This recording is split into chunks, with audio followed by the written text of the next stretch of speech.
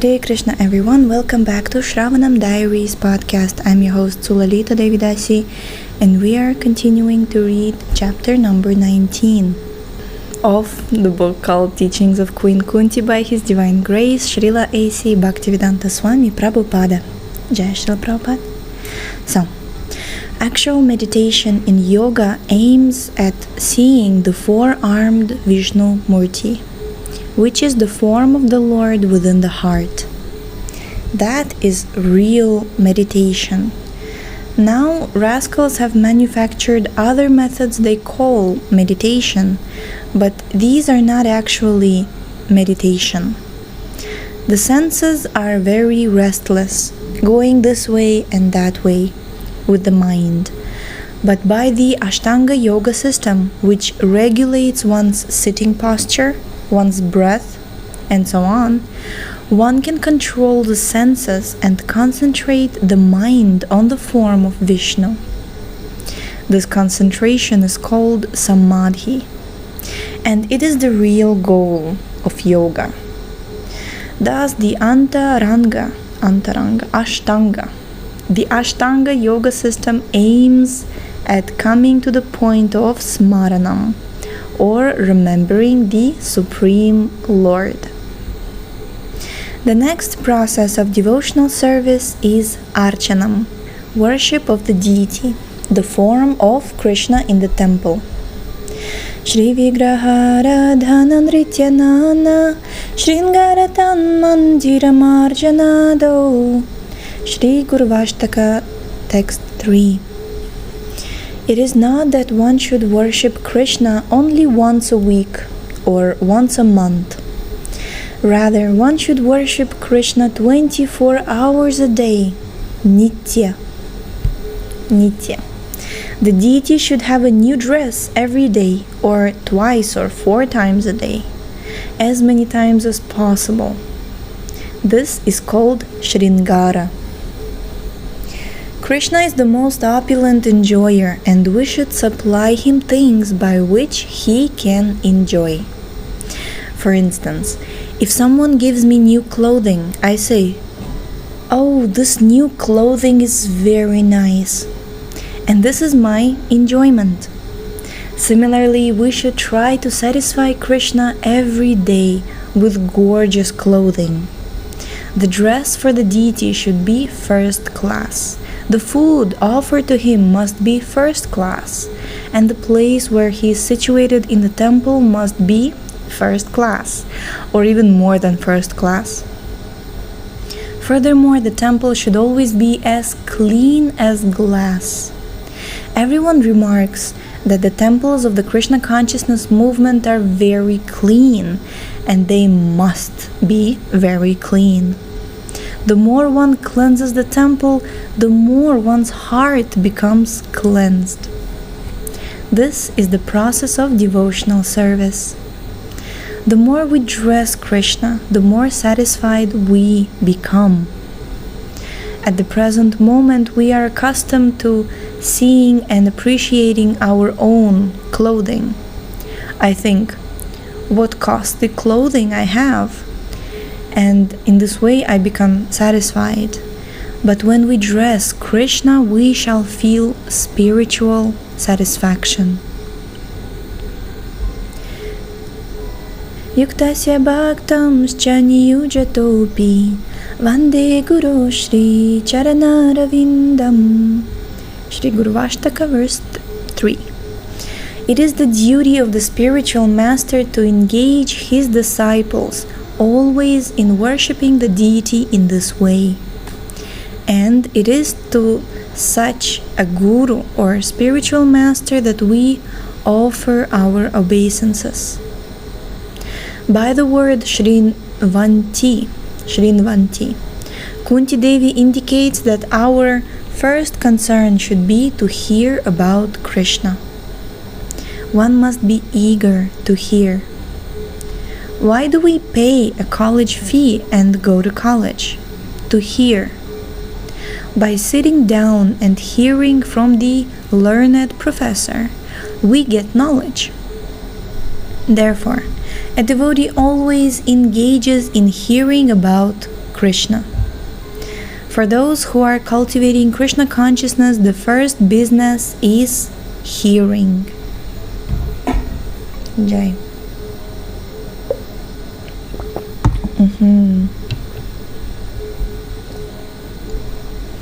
And if one has actually heard about Krishna, one's next engagement in Bhakti Yoga will be to chant Gayanti.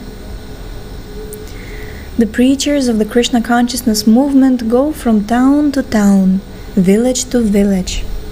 Why? What is their purpose? To preach, to chant, so that people may get the opportunity to hear this philosophy and take it seriously. Grinanti. The word abhikshanashaha indicates that these engagements should go continuously 24 hours a day without stopping. Chaitanya Mahaprabhu therefore recommends Kirtaniya Sadahari. One should engage in chanting 24 hours a day. That is the business of Krishna conscious devotees.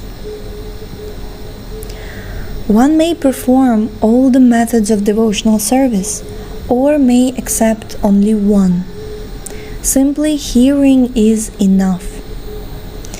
Parikshit Maharaja did not do anything else but sit down before Shukadeva Goswami and hear for the last 7 days of his life. If one simply hears without doing anything else, if one simply sits down in a temple and whenever there is talk about Bhagavad Gita, one goes on hearing, that will be enough. Even if you do not understand, please hear. The vibration, the mantra will help you. Grammatical or scholarly understanding is not very important. One may not know Sanskrit grammar, but bhakti is apratihata, unimpedable. Nothing can check the progress of bhakti. Therefore, one should simply adopt this process of hearing as recommended by Chaitanya Mahaprabhu. After Chaitanya Mahaprabhu accepted the renounced order of life, he was criticized by Sarvabhauma Bhattacharya, whose father had been a school friend of Nilambara Chakravarti, the father-in-law of Chaitanya Mahaprabhu's father, Jagannatha Mishra. By this relationship, Sarvabhauma Bhattacharya was on the level of Chaitanya Mahaprabhu's grandfather. Thus he said to Chaitanya Mahaprabhu, "You are a boy, only 24 years old, and now you have taken sannyasa. Sannyasa is very difficult to keep because for a young man the world has so many attractions. So you should hear Vedanta Sutra."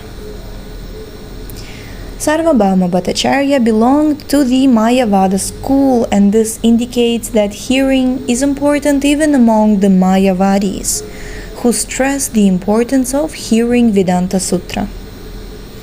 The Vaishnavas, the devotees of Krishna, also hear Vedanta Sutra, but not from the Mayavadis, who falsely interpret it and spoil the process of hearing. The Vaishnavas actually hear Vedanta Sutra because they do not interpret it. When Krishna says, "I am the Supreme," the Vaishnavas accept it, and that is the proper way of hearing. If one speculatively interprets the Vedanta Sutra or Bhagavad Gita, saying, "The word Krishna means this, and Kurukshetra means that," one is simply wasting one's time. One should simply hear this literature as it is. Thus, although Chaitanya Mahaprabhu agreed to hear Vedanta from Sarvabhauma Bhattacharya, he simply went on hearing it for many days, but did not ask any questions. Finally, Sarvabhauma Bhattacharya said to him, "My dear boy, you are hearing, but you do not ask any questions? Why is this? Is it that you can't understand? What is the reason you are silent?" Chaitanya Mahaprabhu answered, "Yes, I understand. But I am silent because you are explaining the Vedanta Sutra in a speculative way. Therefore, I am simply listening to the verses of Vedanta Sutra, but not actually listening to you." Thus, he indirectly said, "You are explaining the meaning foolishly." Later he said, "The verses of Vedanta Sutra are just like sunshine, but your explanations are like clouds that cover them. No one needs a lamp to see the sun. Everyone can see it. But if the sun is covered by a cloud, it is very difficult to see. Similarly, when the Vedanta Sutra is like the sun, but the Mayavada interpretations cover the real meaning, the Mayavadis never accept the direct meaning. Even big political leaders who are influenced by the Mayavada philosophy cover the meaning of the Vedic literature by speculating. Kurukshetra means this, and Dharmakshetra means that."